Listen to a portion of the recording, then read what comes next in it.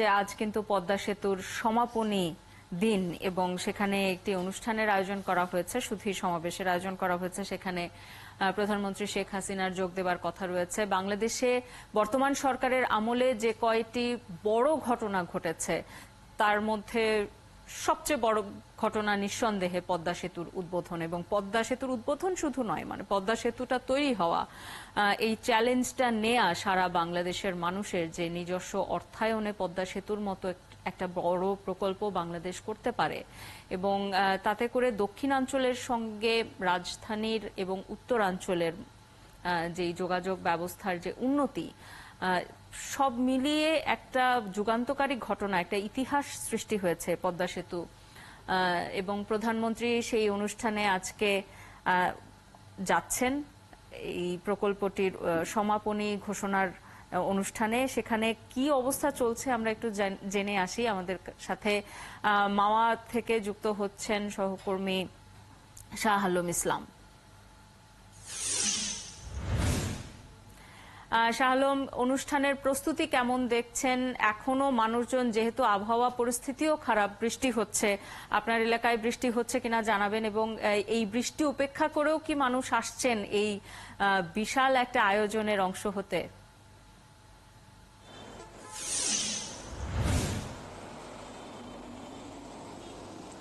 শুভ সকাল শাওন আপনাকে।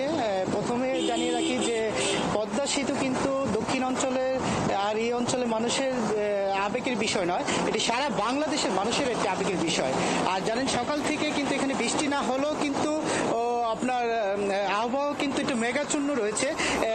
এর মধ্যে কিন্তু মাননীয় প্রধানমন্ত্রী কিন্তু বিকাল 4টায় এই সুধী সমাবেশে কিন্তু উপস্থিত হওয়ার কথা রয়েছে। এবং জানেন যে এখানকার যে সুধী সমাবেশকে কেন্দ্র করে এই অঞ্চলের মানুষের মধ্যে কিন্তু একটি উৎসবের আমেজ কাজ করছে। এবং শুধু তাই না, এখানে সুধী সমাবেশে জানেন প্রায় 1500 মতন অতিথি এখানে আমন্ত্রিত রয়েছেন। এবং এছাড়া এখানে এই রাস্তা দিয়ে কিন্তু প্রধানমন্ত্রীকে বরণ করার জন্য আপনার যখন তার এই সভা মঞ্চে প্রবেশ করবেন তখন থেকে কিন্তু এখানকার স্থানীয় নেতাকর্মীরা কিন্তু এই এক্সপ্রেস সড়কে কিন্তু দুই পারে কিন্তু অবস্থান করবে। আমরা জানতে পেরেছি এখানে প্রায় 2 উপজেলা মিলিয়ে আপনার প্রায় 20 থেকে 30 হাজার নেতাকর্মী কিন্তু রাস্তায় অবস্থান করবে। আর শাওন, আরেকটি বিষয় জানিয়ে রাখি যে এখানকার যে এই সুধী সমাবেশকে কেন্দ্র করে এই এখানকার যে আইন শৃঙ্খলা যে পরিস্থিতি রয়েছে 3 স্তরে নিরাপত্তা জোরদার করা হয়েছে। এখন জন্ম সনদ দিয়ে খোলো বিকাশ স্টুডেন্ট অ্যাকাউন্ট, নিজের বিকাশ নিজে কর। প্রধানমন্ত্রী আগমনকে কেন্দ্র করে আর হলো এখানকার প্রায় 1500 মতন পুলিশ মোতায়েন করা হয়েছে। এবং সকাল থেকেই কিন্তু এখানে নানা ধরনের মানুষ কিন্তু এখানে দেখার জন্য আসছে। জানেন যে এখানে একটা নিরাপত্তার বিষয় রয়েছে, সেজন্য কিন্তু তারা এই মঞ্চের, এই সুধী সমাবেশের মঞ্চের আশেপাশেই কিন্তু অবস্থান করছে। এবং যারা এখানে দাওয়াত কার্ড পাবে তারাই কিন্তু সুধী সমাবেশে প্রবেশ করতে পারবে। এছাড়াও এই সুধী সমাবেশ দেখার জন্য কিন্তু এখানে একটা ডিজিটাল মনিটর ব্যবহার করা হবে, যেখানে কিন্তু এখানে সাধারণ মানুষ কিন্তু এই অনুষ্ঠানটি সরাসরি বাইরে যারা থাকবে তারা কিন্তু দেখতে পারবে। সব মিলে বলা যায় যে এই পদ্মার পারে মানুষের কিন্তু আজকে নতুন আরেকটি আবেগ। কারণ যে পদ্মা সেতু নির্মাণ করার পরে কিন্তু যে 2 বছর ধরে জানেন যে মানুষের ভোগান্তি একদমই কমে গেছে। এবং নির্মাণ করার পর আজকে এই সমাপনী অনুষ্ঠানে প্রধানমন্ত্রী এসে এই প্রকল্পের কাজ সমাপ্তি ঘোষণা করবে। এই অঞ্চলের মানুষ শোনার পরে থেকে কিন্তু একটি তাদের ভিতরে তাদের মধ্যে সেই অপেক্ষাটাও তৈরি হয়েছে। খবর রাখতে থাকুন নিশ্চয়ই। এরপরে আবারও যখন অনুষ্ঠান শুরু হবে আপনার কাছে আমরা ফিরবো আরো তথ্যের জন্য। এই যে পদ্মা সেতু এবং বাঙালির যে আবেগ, বাংলাদেশের মানুষের যে আবেগ এই পদ্মা সেতুকে কেন্দ্র করে, সেই বিষয়টি নিয়ে কথা বলবার জন্য অতিথি হিসেবে আমাদের সঙ্গে যুক্ত হচ্ছেন সিনিয়র সাংবাদিক ও রাজনৈতিক বিশ্লেষক অজয় দাশগুপ্ত। স্বাগত জানাচ্ছি আপনাকে ৭১ সকালে। শুভ সকাল।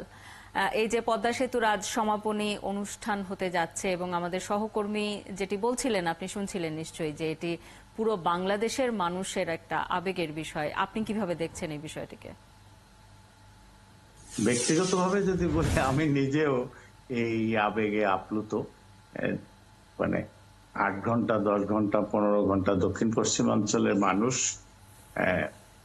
ঝড়, বন্যা, শীতকালের কুয়াশা, এই পথটা তাদের কাছে বরিশাল বা খুলনা, যশোর এই অঞ্চলে যাতায়াত সেটা একটা দিক। 8-10 ঘন্টার যাত্রা 3 ঘন্টা 3.5 ঘন্টায় মানুষ বিভিন্ন জেলা শহরগুলোতে ঢাকা থেকে পৌঁছে যাচ্ছে। তার চেয়ে একটা বড় কথা কিন্তু যেটা আপনি বলছিলেন যে আমরা তো একটা ছোট কালভার্ট করতে হলে দেখেছি, কিংবা একটা সড়ক বানাতে হবে, একটা সেতু বানাতে হবে, সঙ্গে সঙ্গে বহু বছর বলা হতো যে বিশ্ব ব্যাংকে অনুরোধ করো, এশীয় উন্নয়ন ব্যাংকে অনুরোধ করো, কিংবা অন্য কোন দেশকে, ইউরোপীয় ইউনিয়ন বা অন্য কোন দেশকে, ধনী দেশকে, জাপানকে, কোরিয়াকে অনুরোধ করো এটার ঋণ প্রদানের জন্য, সহায়তা প্রদানের জন্য। পদ্মা সেতু সেই জায়গাটা থেকে বের হয়ে এসেছেন এবং মাননীয় প্রধানমন্ত্রী বিশ্বব্যাংক যখন সরে গিয়েছে তখন তো বিশ্বব্যাংক $120 কোটি ঋণ মঞ্জুর করেছিল। তারা অন্যায় করেছে এবং তাদের পরে বিশ্বব্যাংকের কর্মকর্তারাই এটা স্বীকার করেছেন। বিশ্বব্যাংকের প্রেসিডেন্ট ঢাকায় এসে কথা বলেছেন, সেই চ্যালেঞ্জটা জয় করেছেন। এইটা হচ্ছে সবচেয়ে বড় দিক, কিন্তু যে বাংলাদেশ পারে। একসময় বলা হতো যে আমাদের একটা পরিবারে কতটি সন্তান জন্ম হবে সেটাও বিশ্বব্যাংক বা ডোনাররা, দাতারা ঠিক করে দিত। পদ্মা সেতু এই জায়গাটা আমাদেরকে নিজের পায়ে যে আমরা দাঁড়াতে পারবো এই সাহসটা এনে দিয়েছে। এই সংকল্পের বাস্তবে রূপ নিতে আমরা দেখেছি। সেই দিক থেকে আজকের অনুষ্ঠান 2 বছর আগে 25শে জুন 22 সালে যখন উদ্বোধন হয় আমি সেখানে উপস্থিত ছিলাম। এরপরে বহুবার এই পথে যাতায়াত করেছি, একসময় ফেরিতে যাতায়াত করতাম। এখন আজকে যে কথাটা বলা হচ্ছে যে সমাপনী অনুষ্ঠান প্রকল্পে, কিন্তু আমি বলবো যে এটা হচ্ছে একটা নতুন পর্যায়ে যাত্রা শুরুর সূচনা বা যাত্রা শুরুর অনুষ্ঠান। দক্ষিণ পশ্চিমাঞ্চলে অনেকে বলেন যে এখনো শিল্প কলকারখানা দেখছি না, কিন্তু ইতিমধ্যে বেশ কিছু পরিবর্তন আমরা সংগঠিত দেখেছি। খুলনা সচল হয়ে উঠেছে, মংলায় যে আমাদের বন্দর আছে সেটা আগের চেয়ে অনেক বেশি সক্রিয়। রেল যোগাযোগ চালু হওয়ায় আমরা দেখছি যে জেলাগুলোতে যাতায়াত অনেক সহজ হয়ে গেছে। ঢাকা থেকে এই অঞ্চলে আরো কিছু নতুন রেলপথ নির্মাণ হচ্ছে।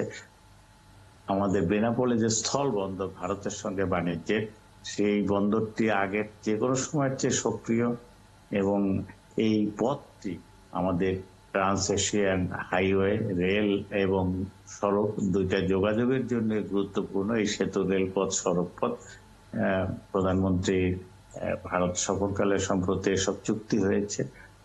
কয়েকদিনের মধ্যে চীন সফরে যাবেন, সেখানেও কিন্তু নতুন নতুন প্রকল্প চিন্তা ভাবনা হচ্ছে চীনের আর্থিক কারিগরি সহায়তায়। তার সঙ্গেও কিন্তু পদ্মা সেতু, তার যে রেল এবং সড়ক পথ সেটি যুক্ত। তো আজকের অনুষ্ঠানটি আমি আশা করব প্রকল্পের সমাপনী অনুষ্ঠানের ঘোষণার সঙ্গে সঙ্গে নতুন নতুন কার্যক্রম, বিশেষ করে অর্থনৈতিক সামাজিক উন্নয়নে শুধু দক্ষিণ পশ্চিমাঞ্চল না, গোটা বাংলাদেশের জন্য সেই ধরনের একটি মেগা প্রকল্প গ্রহণের ঘোষণাও আসবে।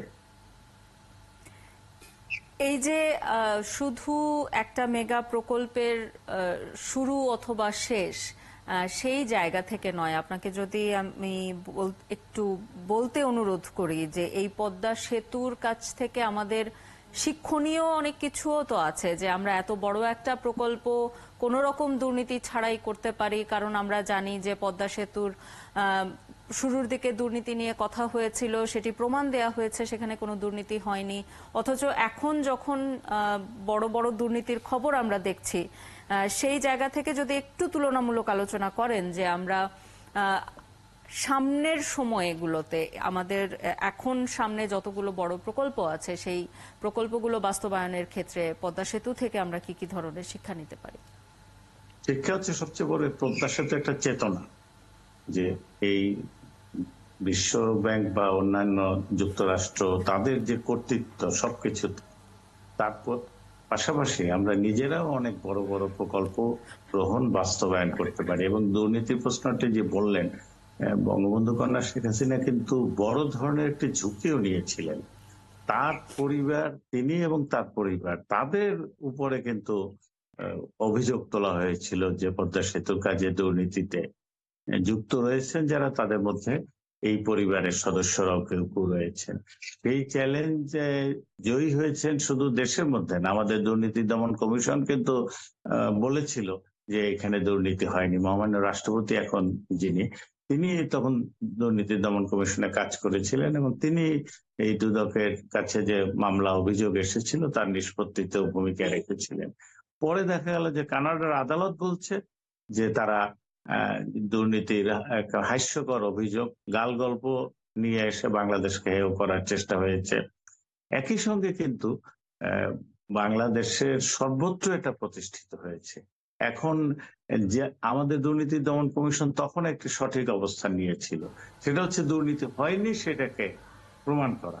এখন যে প্রশ্নগুলো বললেন যে বেশ কিছু জায়গায় বড় ধরনের দুর্নীতি অনিয়মের অভিযোগ আসছে, সেটা তো হচ্ছে বিপরীতটা, কিন্তু যে দুর্নীতি হয়েছে সেটা প্রমাণ করা। হ্যাঁ, খুব ভালো হবে যদি প্রমাণ হয় যে এই যেসব দুর্নীতি নিয়ে ব্যাংকিং খাতে বা অর্থনীতির অন্যান্য খাতে বা রাজস্ব আদায়ের ক্ষেত্রে বা রাজস্ব ফাঁকি দেওয়ার ক্ষেত্রে যেসব দুর্নীতি অনিয়মের বড় বড় অভিযোগ আসছে, সেগুলো নিষ্পত্তি করার ক্ষেত্রে ভূমিকা রাখতে হবে। যদি প্রমাণ হয় যে দুর্নীতির অভিযোগগুলো অসত্য, পদ্মা সেতুর মতোই, সেটা দেশবাসী মেনে নিতে পারবে। কিন্তু এই ক্ষেত্রে যেন কোনো ছাড় দেওয়া না হয়। পদ্মা সেতুর অভিযোগ কিন্তু প্রমাণ করে দিয়েছে কানাডার আদালত কিংবা বাংলাদেশের দুর্নীতি দমন কমিশন যে এখানে দুর্নীতি ও নিয়ম হয়নি, বরং মিথ্যা কথা বলে বাংলাদেশকে অপমান করার চেষ্টা হয়েছিল। বিশ্বব্যাংক নিজেও এটা স্বীকার করেছে এবং আপনি জানেন যে গত কয়েক বছরে বিশ্বব্যাংকের সহায়তা কিন্তু বাংলাদেশে বেড়েছে, কারণ তারা মোটামুটি নিশ্চিন্ত হতে পেরেছেন, এই নিশ্চয়তা পেয়েছেন যে বাংলাদেশ বড় কিছু করতে পারে অনিয়ম দুর্নীতি ছাড়াই। এই জায়গাটা, শিক্ষাটাই এই জায়গাটায় যে আমরা এটা পারি এবং যারা দুর্নীতি অনিয়ম করলে কোনো ছাড় দেওয়া হবে না, যে সংকল্পের কথা আমরা শুনছি। আমরা আশা করবো যে রাজস্ব খাতে ভ্যাট ফাঁকির ক্ষেত্রে বা ব্যাংকের অর্থ নিয়ে যারা ফেরত দিচ্ছে না, খেলাপি হয়ে আছেন, এবং তাদের বিরুদ্ধেও কঠোর অবস্থান সরকার গ্রহণ করবে এবং দুর্নীতি অনিয়মকারীদের শাস্তি দেওয়ার একটা দৃষ্টান্ত সৃষ্টি করাও এখন আসলে সরকারের জন্য একটা সময়ের দাবি বলা যেতে পারে। আপনাকে অসংখ্য ধন্যবাদ আমাদের সাথে যুক্ত হবার জন্য।